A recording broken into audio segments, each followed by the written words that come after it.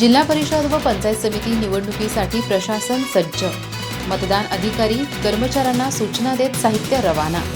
211 मतदान केंद्रावर 1055 कर्मचाऱ्यांची नेमणूक. चंदगड तालुक्यातील जिल्हा परिषद आणि पंचायत समिती निवडणूक प्रक्रिया शांततेत, पारदर्शक आणि निर्भय वातावरणात पार पाडण्यासाठी प्रशासनाकडून युद्धपातळीवर तयारी पूर्ण करण्यात आली आहे. तहसील कार्यालय यांच्या वतीनं इंडॉल कॉलनी मैदानावर मतदान अधिकारी आणि कर्मचाऱ्यांना प्रशासकीय सूचना देत मतपेट्या आणि निवडणूक साहित्य मतदान केंद्राकडे रवाना करण्यात आलं. चंदगड तालुक्यात 1,53,148 मतदार असून या निवडणुकीत 4 जिल्हा परिषद गट आणि 8 पंचायत समिती गण अंतर्गत मतदान होणार आहे. या संपूर्ण प्रक्रियेसाठी प्रशासनाने अत्यंत काटेकोर नियोजन केले. आज सकाळी 10 वाजता निवडणूक निर्णय अधिकारी बाबासाहेब वाघमोडे आणि तहसीलदार राजेश चव्हाण यांच्या उपस्थितीत सर्व मतदान केंद्रांवरील अधिकारी आणि कर्मचाऱ्यांना सविस्तर मार्गदर्शन करण्यात आलं. मतदान प्रक्रिया पारदर्शक, निर्भय आणि कोणत्याही प्रकारच्या गैरप्रकाराशिवाय पार पाडण्याच्या स्पष्ट सूचना यावेळी देण्यात आल्या.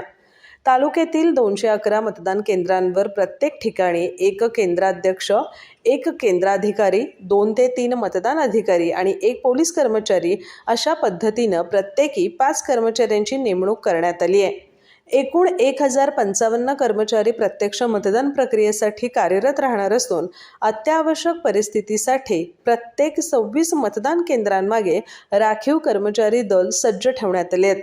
मतदान कर्मचाऱ्यांची वाहतूक आणि निवडणूक साहित्य वितरणासाठी 22 बसेस, 49 क्रुझर, झोनल अधिकाऱ्यांसाठी 23 चारचाकी वाहनं, अत्यावश्यक सेवेसाठी 6 गाड्या तसंच पोलीस दलासाठी 5 वाहनं असा भक्कम वाहन ताफा तैनात करण्यात आला आहे.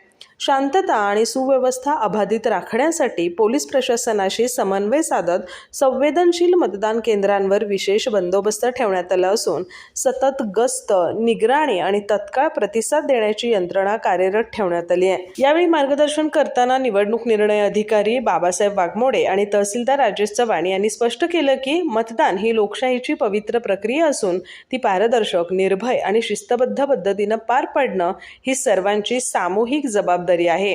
कोणत्याही प्रकारचा निष्काळजीपणा, पक्षपात किंवा हलगर्जीपणा सहन केला जाणार नाही असा इशाराही त्यांनी दिला. अधिक माहिती आणि ताज्या घडामोडींसाठी आजच आमचे चॅनल सबस्क्राईब करा.